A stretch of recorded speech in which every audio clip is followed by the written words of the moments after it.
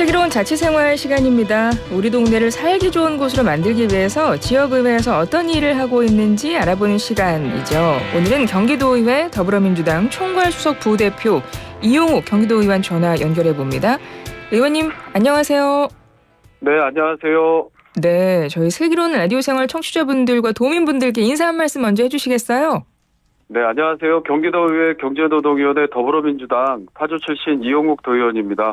이렇게 슬기로운 라디오 생활을 통해서 청취자분들과 도민 여러분들을 만나게 돼서 정말 기쁩니다. 항상 도민 여러분들의 목소리에 귀 기울이고 또 도민의 삶의 질 향상을 위해서 최선을 다하고 있습니다. 오늘도 함께 소통하며 좋은 시간 가졌으면 합니다. 네, 반갑습니다, 의원님. 이용욱 네. 의원님이신데요. 네. 경기도의회 의원님이시기도 하고, 투잡로세요? 세무사로도 활동하고 계세요? 네, 맞습니다. 바쁘시겠습니다. 네. 세무사 출신이시면 경제통이신 건데 어떻게 세무사를 하시다가 정치를 해야 되겠다 마음을 먹으셨나요? 예, 저는 올해 20년째 이제 현역 세무사로서 활동도 하고 있는데요. 제가 정치에 입문하게 된 사회에 이제 관심을 갖게 된 계기가 2002년도에 파주에서 발생한 효순이 미선이 사건이 있었습니다. 네네. 예, 당시에 여중생 2명이 미군 장갑차에서 목숨을 잃는 이제 비극적인 사건이었는데, 당시에 제대로 된 진상 조사나 재판 요구가 받아들여지지가 않았거든요. 그 당시에 한미 소파 규정에 따라서 또 한국은 재판권을 가질 수도 없었습니다. 재판장에서 배심원까지 모두 현역 미군이었던 재판에서 결국 효순이 미선이 사건이 이제 죽게 된 가해자가 무죄 판결을 받는 결과가 나왔었거든요. 그래서 이제 당시에 이 사건을 통해서 어떤 우리 사회의 부당함이나 불평등 이런 것들을 많이 느끼게 됐고, 또 사회 문제에 대한 깊은 관심을 가지는 계기가 되었습니다. 그러셨군요. 보니까 세무사의 시의원의 도의원까지 경력이 있으신 건데 이제 경기도의 전반기 지났잖아요. 도의원의 삶은 어떤 것 같으세요? 네. 매우 이제 저 개인적으로는 되게 보람이 있고요. 또 큰 책임감을 느끼기도 하지만 또 어떨 때는 또 힘든 날도 있는 것이 사실이고요. 특히 또 하반기에는 경기도의회 더불어민주당 총괄수석 부대표로도 선임이 돼서 제가 현재 속해 있는 경제노동위원회 관련된 사업 말고도 경기도 전반의 교육 안전, 문화 교육 등 여러 가지 사업들을 전부 다루고 있고, 정치 협상도 열심히 하고 있고요. 하루하루 굉장히 바쁜 시간을 지내고 있지만 또 그만큼 보람도 큰 게 사실입니다. 네. 고향이 파주신데요. 파주에서 정치 활동도 하고 계시고 지역구에 대한 애정도 크실 것 같아요. 어떻습니까? 파주 어떤 곳인가요? 네, 우선 파주는 제 고향이고요. 태어나서 또 학창 시절을 보낸 곳곳의 추억이 그리고 애정이 많은 이제 곳이죠. 파주 같은 경우에는 임진강이나 가막산 같은 아름다운 자연 경관도 있고요. 임진각 그리고 파주 출판도시 해리 예술인 마을 같이 여느 수도권 어느 도시보다도 좀 다채롭고 풍성한 또 문화적 자산도 많이 있습니다. 네, 파주의 발전을 쭉 지켜보셨겠네요. 고향이시면. 네. 예, 그동안 많이 변했습니까, 파주가? 파주가 이제 어려서는 군이었는데 지금은 이제 50만 대도시로 성장을 했고요. 요즘에 이제 파주의 가장 현안 사업 중에 여러 가지가 있겠지만, 경기도 경제과학진흥원의 파주 이전이 저는 매우 중요하다고 생각을 하고 있고요. 경과원 이전이 21년도에 결정이 됐고, 수년이 지났지만 아직 제대로 된 청사진이 나오고 있지 않은 상황이라 좀 어려움이 있는 것도 사실입니다. 경과원 이전을 통해서 파주뿐만 아니라 경기 서북부의 일자리 창출이나 어떤 지역경제 시너지 효과를 내야 되는데 그런 부분에서 아쉬움이 커서 그동안 5분 자유 발언이나 일문일답을 통한 대정부 질문 그리고 행정사무감사를 진행하면서 지속적으로 경과원 이전을 촉구해 오고 있고요. 또 파주 같은 경우에는 운정신도시가 생기면서 젊은 부부들이 많이 계시기 때문에 학생들도 많이 늘어났는데 그 초등학교나 고등학교가 또 부족한 부분이 있어서 이런 내용들을 또 도정지를 통해서도 전달을 했고 정기적으로 도교육청 또 파주시 교육지원청하고도 논의를 하면서 주민들이 그리고 우리 아이들이 또 살기 좋은 도시로 성장할 수 있도록 여러 가지 노력을 하고 있습니다. 네, 지역구 파주의 현안을 쭉 설명을 해주셨네요. 경기도 경제과학진흥원 파주 이전 현안과 또 학교 신설 네. 문제 짚어주셨는데 파주면은 지역이 경기 북부지 않습니까? 네. 근데 경기 북부 하면 또 경기 북부 특별자치도 설치에 대한 부분이 좀 궁금해서요. 지금 어떻게 진행이 되고 있나요? 작년 9월에 경기 북부 특별자치도 설치 비전을 선포했고요. 그 뒤에 도민분들의 공감대를 이끌어내기 위해서 여론조사라든가 설명회, 토론회 등 100여 회 이상 그 도민분들의 의견을 수렴하는 과정을 거쳐왔습니다. 경기도 의회에서도 2023년 7월에 경기 북부 특별자치도 설치 특별위원회를 구성해서 정부의 경기 북부 특별자치도 설치 및 주민투표 실시 촉구를 건의했고요. 경기 북부 특별자치도 설치 특별법 제정 촉구를 하는 등의 활동을 해왔습니다.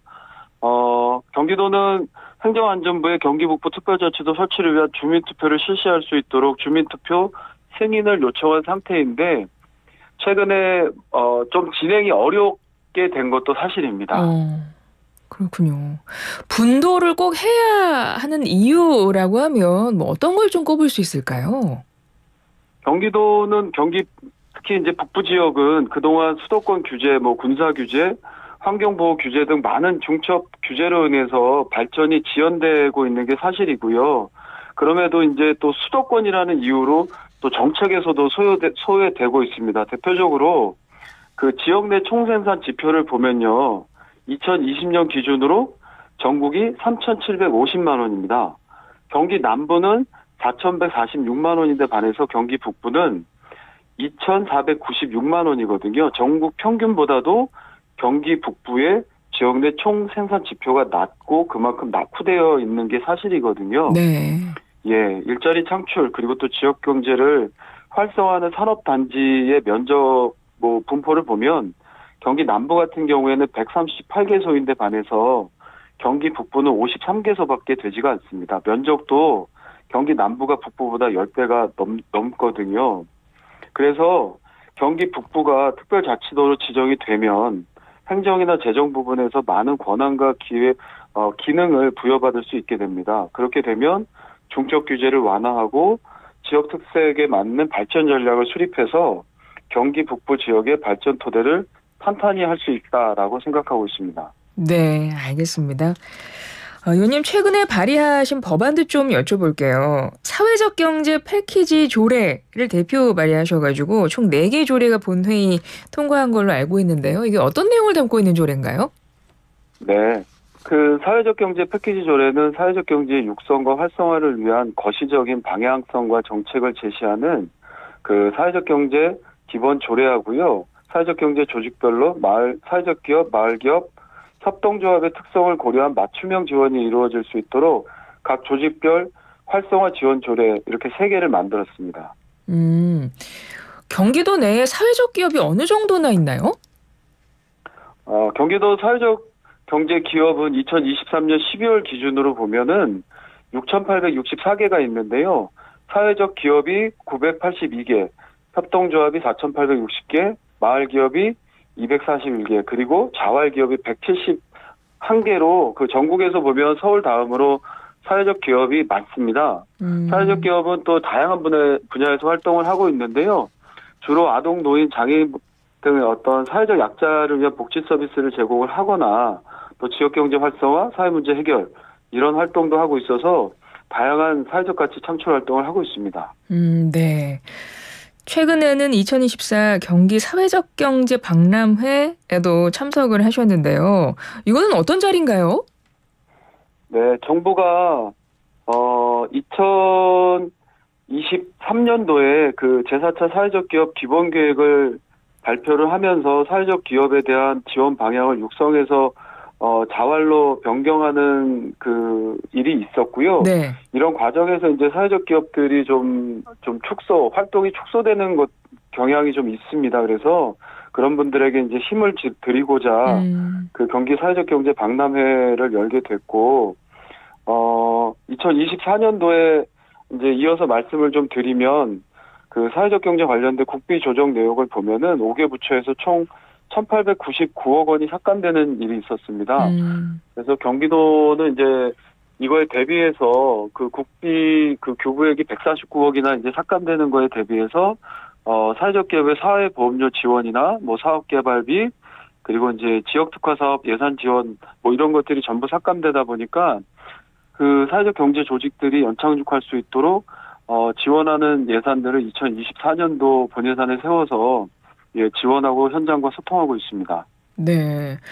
어떻게 지금 뭐 예산이나 지원 현황 같은 경우 좀 뭐 부족한 편입니까?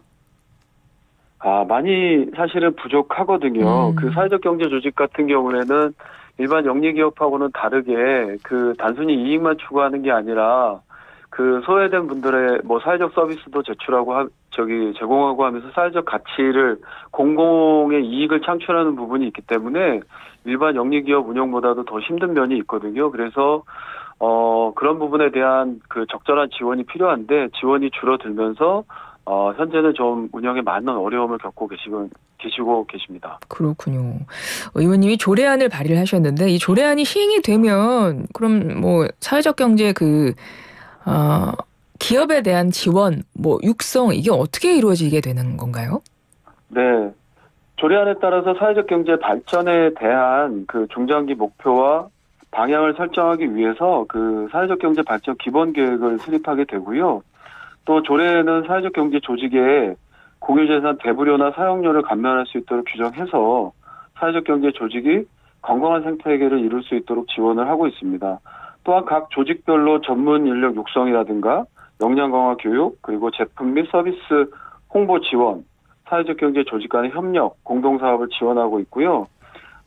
사회적 경제 당사자 조직과 또 소통이 중요하지 않습니까? 네. 그런 정기적인 소통을 위해서 현장의 목소리를 정책에 반영하기 위한 사회적 기업, 마을 기업, 그 협동조합별로 실무협의회를 구성하기 위해서 지금 각 당사자 조직하고 여러 논의를 하고 있습니다. 이런 과정에서 광역과 시군에 있는 사회적 조직들의 목소리를 충분히 담아내기 위한 노력을 지금도 하고 있습니다. 네. 우리 사회에 사회적 기업이 왜 꼭 필요하다고 보세요? 우리 사회는 지금 이제 점점 양극화가 심화돼 가고 있잖아요. 그 경제는 발전했지만 그 서민의 그 삶의 질이나 행복도는 그만큼 높아지지 않는 게 사실이고, 부를 축적하는 사람은 점점 뭐 부자가 되지만 그 가난한 사람들은 더 가난해지는 좀 구조가 이렇게 고착화되는 것 같아서 걱정이 많은데요. 네. 또 대도시에만 또 인구, 기업, 뭐 인프라 이런 것들이 몰리면서 지역 소멸도 발생을 시키고 또 공동체가 무너지는 그런 일들도 있어서 이제 안타까움이 큰데, 그 사회적 경제는 이런 그 소외된 사회, 지역 문제의 가장 현실적인 대안이라고 생각을 하고 있습니다. 또 국가의 재원이나 인력이 한정적이잖아요. 그러다 보니까 지역에서 필요로 하는 사회 서비스를 모두 공급할 수 없는 게 또 사실이기도 합니다. 이런 공백을 메우기 위한 그 가장 최적의 서비스가 이제 사회적 경제 조직을 통한 서비스라고 생각을 하고 있습니다. 알겠습니다. 의원님, 후반기 경기도의회 의정활동에서는 앞서 또 시작할 때 잠깐 말씀을 나눴는데 민주당 대표단으로 이름을 올리셨어요. 총괄수석 부대표로 활동을 하시게 됩니다. 후반기 의정활동 계획 어떻게 갖고 계세요? 네. 저는 저희 후반기가 그 소통과 협력이 테마인데요. 그 소통과 협력을 근간으로 당내 화합이라든가 이제 우리 의회의 화합을 이끌어내는데 좀 중점을 두기 위한 노력을 하고 있습니다. 정치적인 이념이나 좀 당파를 떠나서 경기도민의 이익, 안녕을 최우선으로 생각을 하면서 우리 의회 내에서 의원님들하고 이제 열린 대화, 긴밀한 협력 이런 것들을 통해서 도민을 위해 일하는 경기도 의회가 될 수 있도록 저 또한 최선의 노력을 다해 나갈 것이고요. 또 저희 의회의 그 모토가 그 사람 중심 민생 중심 의회라는 그 모토를 가지고 있는데 그것을 실현하기 위해서 또 현장에서 또 도민들하고 소통하고 거기서 나오는 정책들을 실행하기 위해서 그렇게 노력해 나가겠습니다. 네, 역시 소통과 협력을 가치로 꼽아주셨는데요. 아니, 후반기에 이렇게 대표단으로 활동을 하시려면 이제 시간이 없으셔가지고 어떻게 투잡 가능하시겠어요? 저희 사무실이 제가 이제 20년 정도 운영을 하다 보니까 네. 사무실 자체는 이제 매우 안정되어 있는 구조거든요. 다행히. 네. 예, 그래서 저희 이제 사무실에 있는 저희 직원분들이 또 제가 하는 일에 대한 그 가치 뭐 이런 것들을 인정해 주셔서 서로 역할을 나누어서 열심히 또 하고 있습니다. 네, 그래서 사무실 가끔 가셔야 되잖아요. 가야죠. 알겠습니다. 저희가 경기도 의원님들과 이렇게 인터뷰를 하면 제가 꼭 이제 드리는 질문이 있어요. 보통 이제 사람마다 굉장히 어떤 중요한 내 인생의 어떤 전환점이 되고 혹은 나에게 어떤 힘을 주는 노래가 꼭 한 곡씩 있잖아요. 그래서 의원님들은 어떤 곡을 내 인생의 노래로 갖고 계실지 궁금해서요. 그걸 여쭤보거든요. 내 인생곡 어떤 곡 있으세요? 그 영화 국가대표 삽입곡이기 때문에 많은 분들이 아시는데 그 희망과 용기를 주는 버터플라이입니다. 그 세상이 막 거칠게 막아서고 막 쓰러진 나무처럼 초라한 순간이 있더라도 연대와 사랑으로 시련을 딛고 날개를 활짝 펼쳐나가는 그런 의미가 있어서 이 노래가 저한테도 힘이 되지만 지금 어려운 우리 경기 도민께도 희망이 될 거라고 생각합니다. 그렇군요. 버터플라이가 의원님의 내 인생곡이었군요. 예, 알겠습니다. 네. 잠시 후에 노래 전해드릴 거예요. 함께 들어주세요. 네. 끝으로 우리 도민분들께 한 말씀 부탁드릴게요. 네, 경기도민 여러분, 명절 추석이 다가오고 있습니다. 가족 사랑하는 분들과 행복한 시간 보내시고요. 풍성한 한가위 되시기 바랍니다. 저는 도민분들이 더 행복하고 더 살기 좋은 경기도가 될 수 있도록 최선을 다해서 일하도록 하겠습니다. 도민 여러분의 목소리에 귀 기울이고 그 목소리를 정책에 반영해서 체감할 수 있는 그런 변화를 만들어 가겠습니다. 항상 진심과 열린 마음으로 도민 여러분과 소통하겠습니다. 언제든지 경기도를 찾아주시고 경기도 의회를 찾아주시기 바랍니다. 감사합니다. 네, 지금까지 경기도의회 민주당 총괄수석 부대표 이용욱 경기도 의원이었습니다. 의원님 고맙습니다. 감사합니다.